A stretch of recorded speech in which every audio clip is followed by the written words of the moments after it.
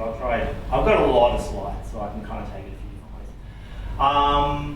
So this is me. Site Hobbs. I don't know what I do. I seem to always be fixing problems, and if you see the 5 cent logo, that's basically just me as well. So this is about the introduction to this talk. So basically, what I want to do is I want to talk about diggers, which is where I'm working. Give you a little light rundown of some Shopify stuff. How to get Drupal into Shopify, and then kind of just churn out a bunch of stuff so you feel like you've got value when you leave. So the Diggers Club, founded in 1978, so nearly 50 years old. It's got a foundation on top of it. But we are 60 to 100 staff, depending on how many contractors are in the warehouse at the time, any given time. So there's a nursery, and I would say about the nursery and the warehouse is that I know that we don't usually get the opportunity to work in brick and mortar businesses as Drupal developers working in government, which is one of the reasons why I thought this would be a good talk, because it's a bit different, you know. So we've got 4 retail stores, 3 in Victoria and 1 in Adelaide. 5 print publications a year. We do magazines, we actually print them and design them, and events and webinars and that kind of thing. We have Microsoft 365. We have essentially Shopify for the web and point of sale. There's just 2 IT staff, me and this is Kevin, who was doing who got roped into doing a marketing thing. And we have various power users, and so that's the shape of our IT team internally. The 4 locations, so just a quick rundown of what we are. It's interesting. So there's 3 gardens and 4 stores. To give you an idea of the range of products we have, that's just our seed range. So that range does fluctuate over the years. Like, we will pull in heritage seeds that we hadn't sold for a few years, work out if they're viable, grow them out, work out, can we sell them, and basically sell these heritage things that you can't get in supermarkets. So that's kind of like a big part of the value proposition of the Diggers. So it gets real in the nursery. You can see there, like, you've got the seeds in the warehouse, you've got a whole bunch of bulbs on that corner. So bulbs are very seasonal, they're just once a year. And then a lot of what we're talking about here today is at the end of the pick process, where you've got all those boxes there. You've got sales orders, and people are putting plants in boxes and hoping that they don't die in the post, in the Australia Post. And there's Kevin again. So just again, context. I think the context is really, really useful when you talk about this sort of stuff. Like, physically, someone scanned those boxes, and you can see on there's Drupal sitting inside Shopify. So that's what we're going to talk about today. I can do this one. So what's ERP, just really quickly? It's like inventory, orders, finance, warehousing. It's like all that stuff. And it's kind of more associated with physical manufacturing and commerce than other things like CRM and so forth. So CRM can be part of ERP, for example. These terms tend to overlap in different ways. Okay, so Shopify, these are kind of our factors and constraints when we deal with Shopify. Shopify was already existing, and I think I'll just jump to this next slide, because we had a big mess. There's another story that I'm not telling today, which is how we're getting rid of NetSuite, and at quite a few significant cost saving. But you can see that NetSuite sits there, but as we were getting rid of NetSuite, we had a few functions that we didn't have anything to do them, and because we rolled out a new magazine on that Drupal site up there that's called CMS, we essentially said, well, we've got Drupal. We have Drupal stuff now, so we'll do some of this functionality in Drupal. So the factors and constraints that we considered were like cost saving, especially compared to NetSuite, but compared to other products. We sort of have had this plan of making Shopify the ultimate source of truth, and it wasn't always that for the organisation. We're on Shopify Plus, which is like you get to do extra stuff, which is kind of handy.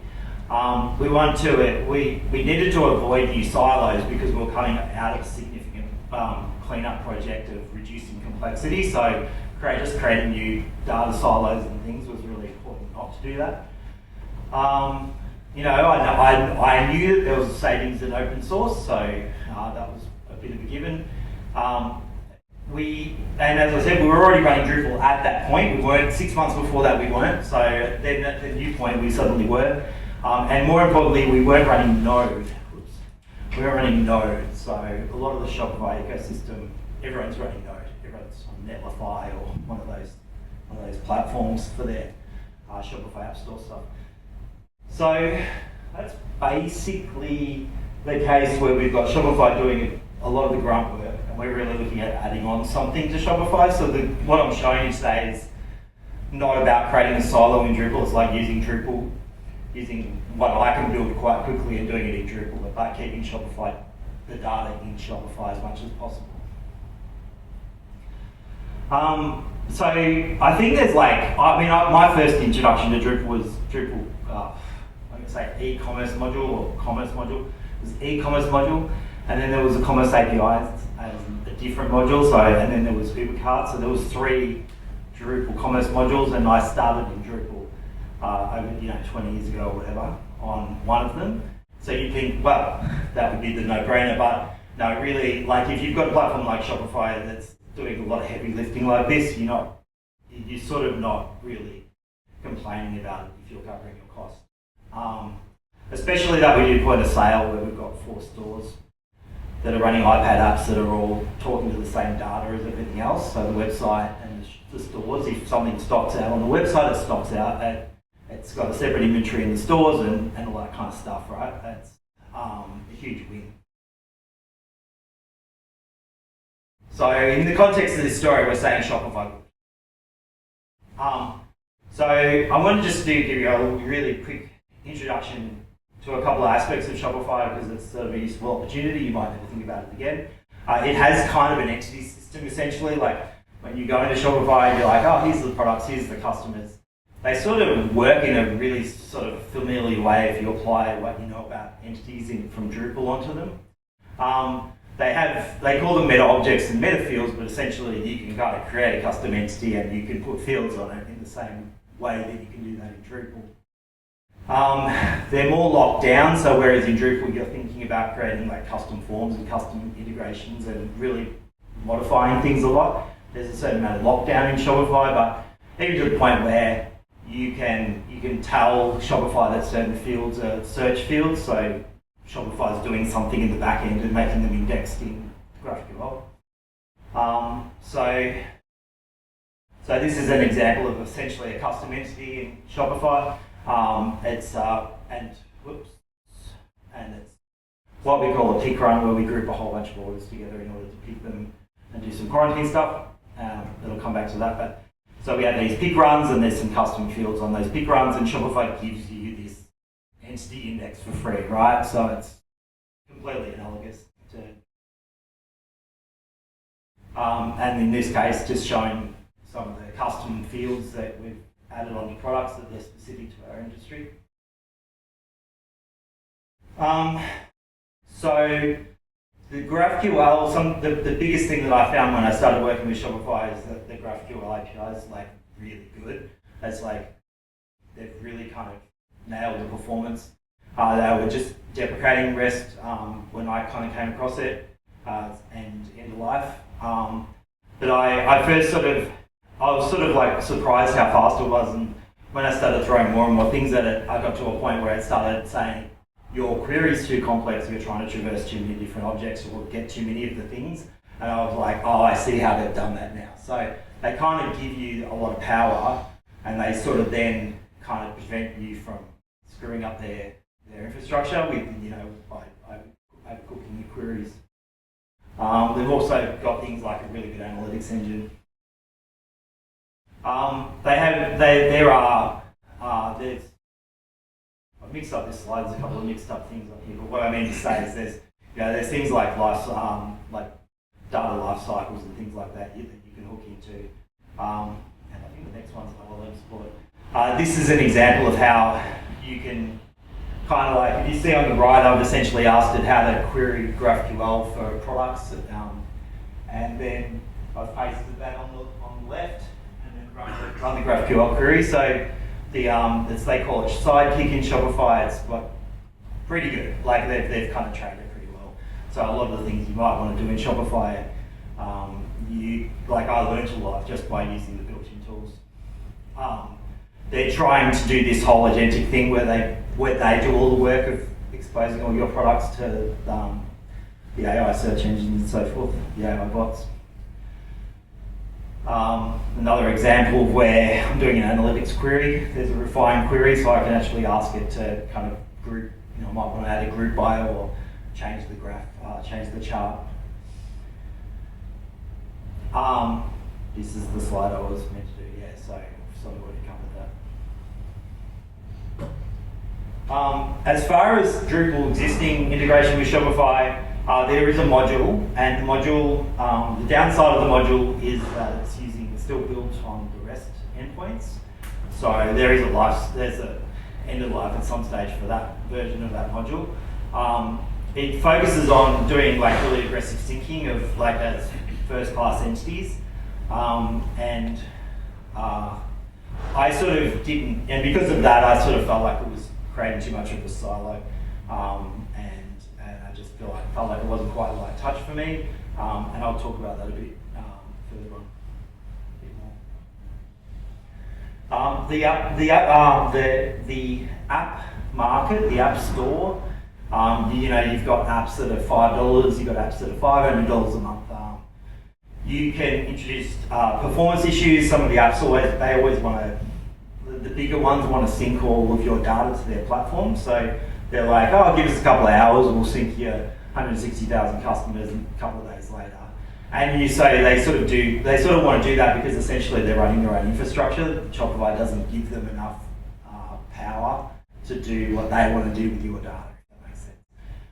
Which is good. In some ways it's kind of good, like you feel protected by Shopify in that sense, but also I can see how store owners get sucked in to some of these apps, especially like CRM apps.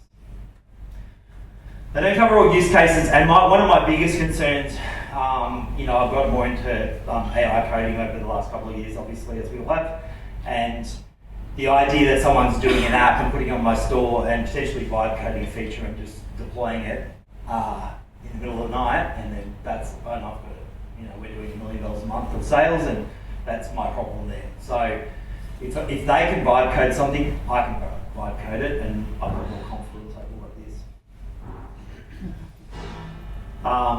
An example of the market there is I've done a search for labels. I just want to put products on a label with a PDF or something, and that is one of 100 pages, right? There's just heaps, and so it's kind of you're not really sure. You don't really have any direction. They kind of don't give you any direction in terms of what the best apps are, and so there's a little bit of there's all these forums and things that if you find them, people share knowledge, but you can feel like you're a bit alone on that. So integration, so that's the Shopify stuff generally covered. So what are we trying to actually integrate? So the Shopify admin, the back end, is essentially, it's like you can think of it like a big React app. I'm not sure if the whole thing's React, but essentially they have Polaris, which is their design system, which is, Bryn will remember the word for it, but something web component thing. And a lot of the UI is React, and they do pretty well on things like cross-device support, and it's a pretty robust web UI, I find. And they essentially, especially on Shopify Plus, you've got a bit more power, but you can deploy extensions into the Shopify ecosystem. So you can see here that I've got, in this list, there's 5 extensions that do a range of different things. Some of those things I'm about to talk about, but some of those things do other things, like there's extra things in the point of sale and little blocks in the UI. So, and if you're wanting to build, if you're wanting to sell something in the App Store, you might want to create an app. There's a Shopify CLI. You can see here I'm creating a React Router app. I can use TypeScript, I can JavaScript, and then I can deploy that, and I can even become a partner and sell that to other stores. Here I've got multiple dev. I can create dev stores, and the interesting thing is that there's not really any good infrastructure around syncing data between sites in Shopify, as opposed to we have a luxury in Drupal where we can make an environment very similar to another environment. However, to contrast that, they have really good live dev tools. So the equivalent of that would be like you're building a module and you go to the client, hey, I'm going to test the module, and you can basically live test your module against their site just by running a command line. And so it does some it uses the GraphQL as like the base, and then plots your stuff on top and gives you a live preview. So that's sort of how the ecosystem compensates for not being able to sync a site to a dev site very easily. And so for a lot of things, like if you're extending Shopify, you're doing things like this. You're adding, this would be the equivalent of contextual links in Drupal. So you're sort of having your own contextual links. Here we've got custom discount functions that are deployed into the site. Again, nothing to do with Drupal, it's they're Rust functions that run at the point of sale across all of the different types of devices and platforms.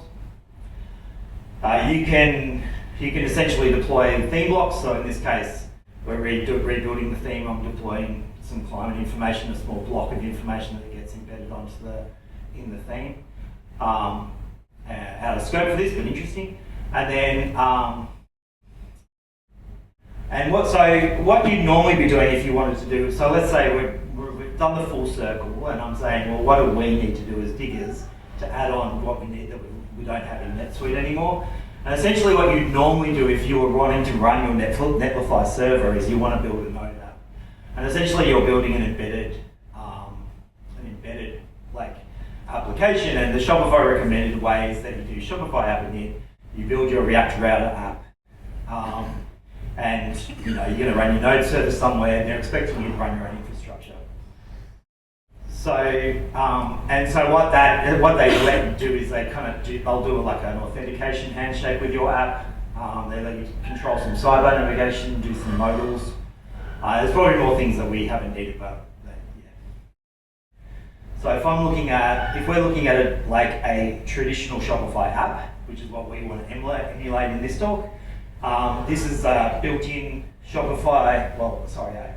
This is one that Shopify provides, which is called Flow. So this is the equivalent of ECA for Shopify. You can see I've got a workflow there. Now, the large pink box is essentially an iframe that the app is exposed into, and then there is some handshaking that goes on that tells Shopify to create the menu sidebar that you see in the small box. So what we're trying to achieve the same thing by the end of this talk. I think I'm doing it. By 20 minutes, I've covered. You got 10 minutes, 12 minutes left, so you're doing okay. Sweet. So our goal is to expose Drupal inside of Shopify, and we want to I like things to be nice. I want to keep the UI really tidy, and I want to get that sidebar navigation and all that sort of stuff. But I want to do it with Drupal, and Shopify, we don't support. There's no PHP library to do this, so I'm wanting to fake it. So this is a Drupal form that creates an XML file that the design team uses for InDesign. So it's just products, and it's just in an XML. But you can see there I've got my little menu, my menu along the side. It's got, and effectively so that's these are just local tasks in Drupal. This is basically a route with local tasks exposed from Drupal. And when I say tidy, is this is the same thing but without all of the tidy. This is oh, it's Drupal, yeah, cool. It's the whole lot of Drupal. It's all the extra navigation, and it's all the stuff you don't really want to add that extra navigation. It's just redundant and it's just confusing. So just some of the things we're exposing to Shopify, things like this is just a pending order report. So these are the orders that haven't been fulfilled yet, and the big run that they're on, and the date that the order came in. We've got, as I showed you before, the XML generation. We've got like a transfer pick list. The case of that one on the right is an example of where I expect Shopify to provide that functionality because it's a bit of a no-brainer, and it's just like they're doing all this new inventory stuff. And so that's kind of temporary, but being able to do it in Drupal to cover that requirement until it becomes available is really handy. And then another example of where we're building, and this is an example where, like, when you go to the App Store for this, and this is the best example of one that was just not in the App Store, because we have to quarantine pick runs, like that go to interstate, to WA and so forth. So there's not something in the App Store that's like Digger's quarantine process that we can get. So the whole idea is that we have this stuff, but it actually updates. It's keeping Shopify data up to date. It's only working with Shopify data. So this is all the extensions that I've got, and the pink ones are the ones that are the Drupal related ones. And so you might say, why don't I just have, it's only one Drupal site, why don't I just expose that one Drupal site in? And the main reason is that by having each of these sectioned off, I can just use Shopify's role-based access control to control whether a certain team has access to something. So here I'm editing the merchandiser role, and I can give them access to this, which is essentially I'm giving them access to part of Drupal, like to one route with some subtasks underneath. And that separation of concerns is just what I found to be the perfect setup. All right, so module specifics. We've got, I better go faster. Shopify app embed. So I've got the code up on Drupal.org, but I don't see anyone likely to use it. So essentially I need two things. I need a client ID, which is like a handshaking thing that happens, like Shopify won't let you embed without this ID. And then the route that represents the part of the Drupal that I want to expose. And then pushing that into the head of the page. This is where I'm faking it out, is I'm taking two JavaScript files from the React Router application, putting them very high in the head of Drupal where Shopify wants them to be, and then they sort of magically work, and I don't know how. You can't just use libraries because it doesn't push them high enough in the page, and the way the markup's done is like it thinks there's a problem and it won't let it work. So you have to do it that way. So navigation is just embedding into the top of the Drupal page, essentially having code that determines that it's in a certain app, such as the inventory app or the whatever app, and then grabbing the local tasks. So these are the local tasks for the print area where you've got seed label printing and XML, and then just generating that and shoving it into the page. So all you really need to have is that HTML in the page, and then those two JS files in the right spot, and then Shopify goes, hey, you're a React Router app, and then gives you the navigation, which, I don't know, I'm probably going to get burnt by that, but anyway. I also use a cookie to help keep context, because you want to keep someone in that context. You don't want them to accidentally click a link outside of that space, because they're in a weird space in Shopify, inside that iframe, and they've got no control. There's a few things like removing iframe protection and stuff like that, so you're in a pretty safe space. You know it's meant to be embedded as in an iframe, so you just remove it. And then there was a few other things I just want to talk about, which is Drupal ERP inside Shopify. A bunch of libraries have been very useful. We've got a file of GraphQL queries. We do Microsoft 365 authentication. We're doing QR codes and barcodes, like barcodes for printing sales orders and pick runs and pick lists and so on. We're doing PDF generation from HTML, and also these two libraries are ones they're new to me. Oh, this one library actually. PHP Office, generating spreadsheets is kind of cool. Like, it works kind of well. I don't know if I've got the example here. And then at a very high level, just organising your code, I think you just got to really keep it simple. So pretty much all of the things that I've built are just a controller or a form that is essentially calling a GraphQL library in Drupal, hitting the GraphQL API, having some enums and some basic classes to kind of make sure that what we get is what we expect it to be, and then just chucking it in a custom cache bin. And so I haven't created like formal entities. Maybe I could, but I haven't seen the need to yet. I'm sort of like holding off on it. And so this basic pattern, I just repeat this pattern over and over and over again. And similar with this, so you have the pattern where you've got a form, it submits the form. Do a fast search with GraphQL to get a listing of products or customers or whatever. And for each of those results, just see if it's been updated recently. Make sure you've got a fresh version. Do a full request if you need a fresh version, and then cache that. And to the point of where that's how I initialize the GraphQL client, nothing fancy at all, just custom code. And then for probably this one is just to reflect that is custom, like why, is there, and I think there's a question, it's like, shouldn't this be a module on Drupal.org? I don't think so. And the main reason for that is whenever I request something, I'm requesting information that another person wouldn't want. And every single thing I ask for adds to that complexity rating that Shopify applies to what I'm asking for. So you can see on the right, which I've sort of obscured a lot of the details, but all those meta fields that I'm pulling on the product, like if I pull a bunch of that stuff, I'm going to hit the complexity limit really fast. I only would pull that one product at a time. Whereas what's on the left is what I would get if I'm getting a list, if I'm doing a so sort of just managing those fragments. And like just to outline that, like you can see I've just got enums for things that are in Shopify, so that when I get something from Shopify, I can just, I know what it's going to be, what it should look like, what the start shape should be. And same with records, so if I get an order from Shopify, I know what its shape should be, what I'm generally expecting to get back. And that's just the Excel thing that I was talking about before, manipulating spreadsheets with PHP. So that's it. Would anyone like to ask any questions about all that?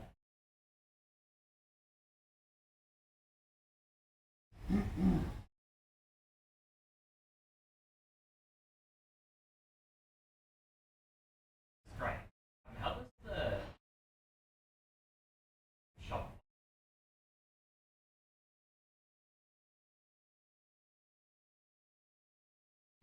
So for the user, when they see the iframe in Shopify, they get a login screen, which is just M365 SAML auth, and then they authenticate that way. There is a handshake thing you can do if you build the proper React Router app, and it would be nice if they just automatically authenticated, but I'm actually kind of happy that I know that they're authenticating against 5. So and it's really fun. So no. And then the rest of it, Shopify never talks to Drupal otherwise. Drupal talks to when you create an app in Shopify, you get a key. So you're basically storing those keys as secret, and then Drupal's hitting the Shopify GraphQL with that.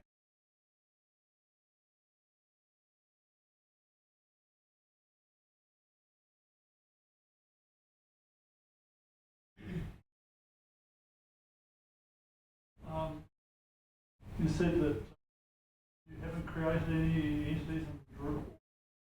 Yeah, so I suppose it's also a reflection of like how I work with AI now. It's kind of like I got to the point where I needed to setting up enums or setting up an object that I could just, when I get a result from GraphQL, I'm like, I want it to conform to something, but it's so easy to write a PHP class that I just has a constructor that makes sure that it conforms. And it's kind of like one step from an entity anyway. So if I started to kind of want views, and if I started wanting to really take advantage of other parts of the Drupal API, that would be when I would take that next step. But everything I'm doing is just loading and listing in a table, and the AI stuff just chews it up. It's like, and I point it to an existing form that I've built and go do that again, and it does it, and it's not dealing with the entity layer. So it works well in that. If I was distributing it, I would definitely do that, but I can't really see a pathway to distributing it. How concerned are you about Shopify changing some chunk of their totally. Most of it is, most of the interface is, I think Shopify has pretty got it covered. Like there are little details that change, but in terms of their model, I think they've smashed it. Like I think they're not changing. They've just gone through a whole bunch of changes. But like you can see here that I'm using a specific dated endpoint, so I will upgrade it at some stage and make sure it works. But that's all they release schema every 3 months, and they do add a lot of things quite quickly. It's quite impressive, their cadence. But yeah.